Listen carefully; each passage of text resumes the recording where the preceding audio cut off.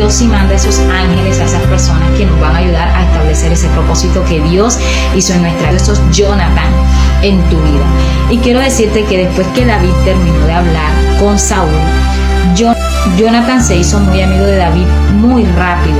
Esto estaba tomado del libro de la primera de Samuel en el capítulo 18, en el versículo del 1 en adelante. Y llegó a quererlo como a sí mismo, es decir, como se amaba a él, como se estimaba a él, llegó a querer a David.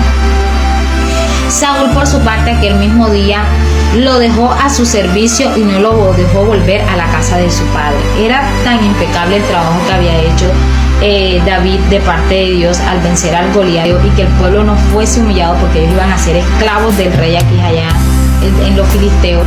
Jonathan y David se juran una eterna amistad en el versículo 3, porque Jonathan quería a David como a sí mismo. Además, Jonathan se quitó una capa, dice la palabra de Dios, la túnica que llevaba puesta, y se la da a David como un regalo, su arco y su espada y su cinturón. Él hizo esto como amistad, como un pacto que estaba haciendo con él, porque Jonathan era un arquero. Cuando se dieron cuenta de la capacidad que tenía David, dice la palabra de Dios, y cumplió la orden que el rey Saúl le había dado, entonces Saúl lo nombró a él, le dio un puesto a David para que estuviera ahí al mando, y esto agradó a todo el ejército y a los oficiales de Saúl. David estaba siendo nombrado para comandar ese ejército del pueblo de Dios, pero no sabía Saúl que este era el ungido de Dios y que esta era la persona que Dios había elegido para ser rey de Israel. Vemos que la palabra de Dios, David no fue rey de una vez, sino que tenía que llevar un proceso hasta llegar a esa corona, a ese reinado, a ese propósito de Dios, como tú y yo muchas veces